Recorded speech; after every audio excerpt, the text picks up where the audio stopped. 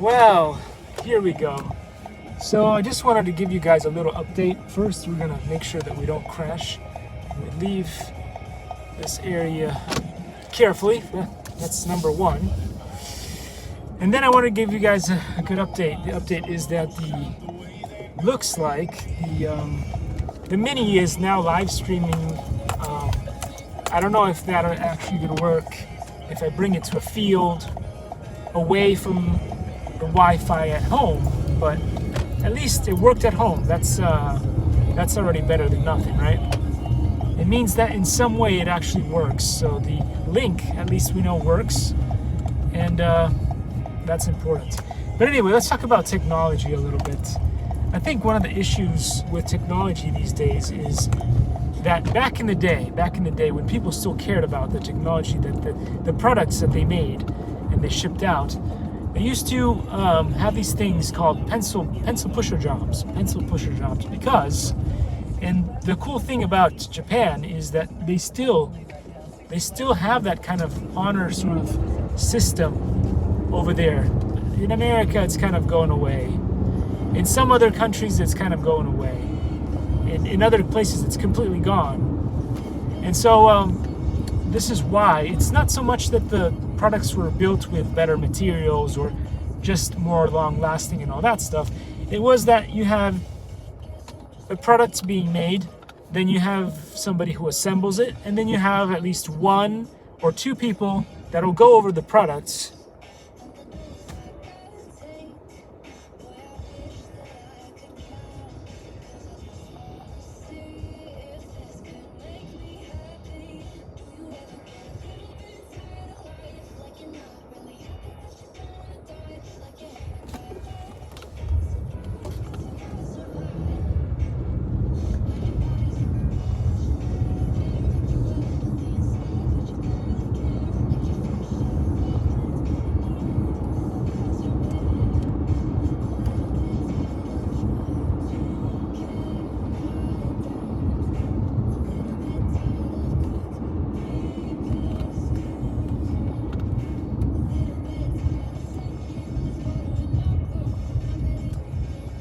Wow.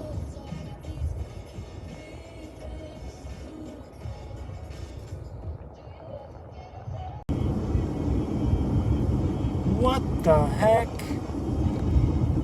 All right, we're back. Why is it whenever you want to talk about something useful, educational, and intelligent, the Cloud of Doom? This has been the longest break. I think it broke up for about a minute.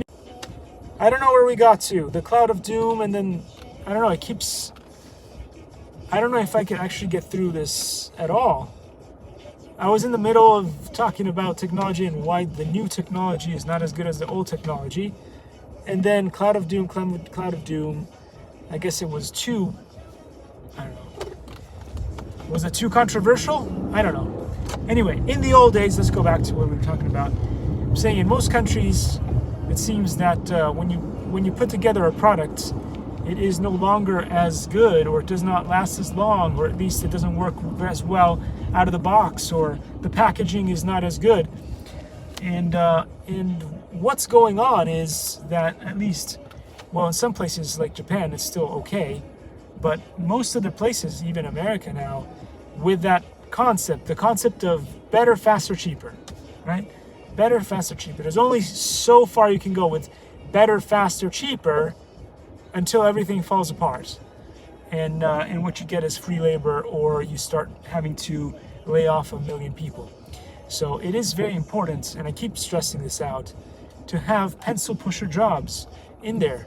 And in the end, those pencil pusher jobs that we think are completely irrelevant or useless, and most corporate companies and most of the new age company worlds will just say, oh, just cut the middleman. And then what you have is, in the old days, what they did was, first of all, they really had people, get together and create decent packaging for the products that they were going to sell. And you can't even say that anymore on eBay. On eBay now, and on all those other, especially Amazon. Amazon is the worst. If you talk about packaging in the review, they will just literally just delete your review. You're not allowed to talk about packaging anymore. You're not allowed to talk about delivery people and how they bring the product, whether the experience was good or bad or the other. You're not allowed to do that anymore. So, I mean, it's gotten pretty ridiculous. So the only thing you can focus on is the product itself. But you know that packaging has a lot of weight, holds a lot of value when you buy a product, right? Because if you buy decent packaging, you can store the product that you used when you're not using it in the packaging and stuff like that. Anyway, so going back to why some products in the old days used to last longer, worked better out of the box, was because, as I said before, there were pencil pusher jobs, and people actually cared about these people who would, once the product was assembled by the assembly people, there were people who would check the product. Sometimes in the best companies, like in Japan, you would have at least 2 different people who would check, and there was going to be then a second set of person who would check the product once more to make sure that it runs. In case of like remote control vehicles or whatever it is, they would actually test it out to make sure that it actually works. Not just that the screws were in the right place, that everything was actually mounted correctly, that, you know, stuff wouldn't just explode in the air and stuff like that. But these days, everybody cutting down the middleman, replacing the middleman by the YouTube algorithm. Would you really want your YouTube algorithm to check to make sure that your engineering is working? Would you rely on the YouTube algorithm and stuff like that to go ahead and make sure that your bridge that you just built supports the correct amount of weight and all that stuff? You know, the YouTube algorithm is horrible. Today I did a live stream earlier and it was really funny. So the live stream ended and it said 0 people watched, although the watch time on the video was 0.4 or something. So somebody must have shown up to watch, right? Anyway, so, you know, math isn't science, all that stuff is a matter of opinion these days.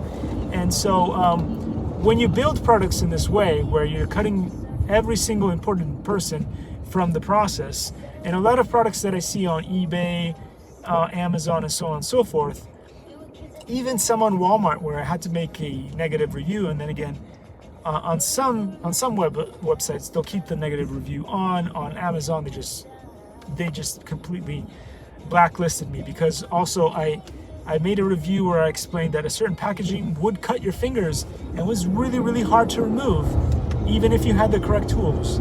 But you know what? The price of honesty, guys.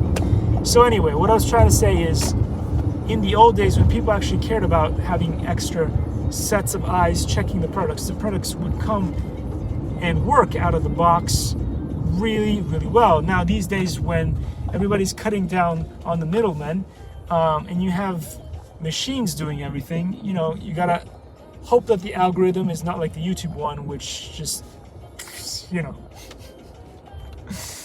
makes up its own math. But whatever, you know.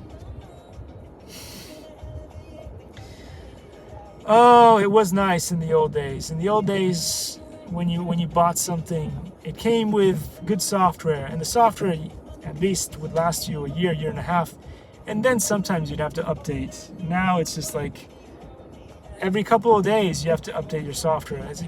I don't know. Are they trying to make people go crazy over this stuff? I don't know.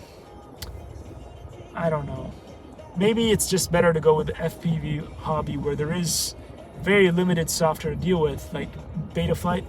But then the other issue with Betaflight is it's so difficult to install on your computer that it's out of the reach of most people. Most people can't even install it on their computers to run it. So if you want to do any modifications, if you want to increase the range of transmission on your receiver and all that stuff, and possibly work with stuff like, what is it, Fat Shark goggles, and what do they call it? I can't remember. Crossfire, I don't know, something like that. Anyway, you have to go through Joshua Bardwell stuff and stuff to see that. All the pros have really long range capabilities on their drones, even the small ones. But if you want to get into any of that cool stuff, you know, you have to have Betaflight, and for some reason, the inventors of Betaflight don't just want you to be able to just press a button like when you install Windows and stuff and just have it install.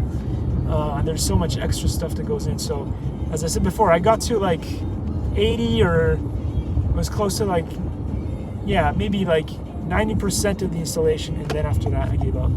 So maybe someday. But anyway, for the rest of us, we're gonna be stuck with the products that we have, and you know, there are still a few products that come out off the shelves that are really good, but a lot of them, as I was saying before, the latest scam is what they do is some people who don't really know what they're doing, but they probably watched a couple of videos of things that worked out for other people. They'll go online on Amazon and stuff like that, and they'll buy bits and pieces of kits, and then they will just grab them, put them together in a box, come up with a like 2-second like you know, it'll look professional, but it'll just be like a ridiculous instruction manual, right, in a foreign language, and then they'll basically just sell it as a kit. They won't even bother to actually try it out to see if it runs. So when you buy it, and I had this problem with the, I think it was Plen 2 or something, which originally is a Japanese product, but if you bought it from the Japanese, it would come ready to run. So you'd have to like assemble it, but you'd have all the pieces that you needed. But if you buy it separately, like what I did, it was basically the servos that it came with did not match the body styling and all that stuff that you put it into, and so it was a complete disaster. A complete disaster of which humanity had never seen the likes of before. Anyway, it was terrible. So, yeah, I mean, this is why a lot of stuff is falling apart these days with technologies, because people are just creating these fake kits. They've never tested them out before, and they're just grabbing product A from this company, product B from this company, and then they say, you know, they put it together in a kit, and then they just sell it online. You'll see a lot of these on Amazon, you'll see a lot of these on eBay, and occasionally you'll see some on Walmart. But anyway, be careful. Be careful when they say like ready to run or RTF, ready to fly. A lot of these things that supposedly are ready to fly, ready to run, turn out to be nonsense, especially the robotics kits.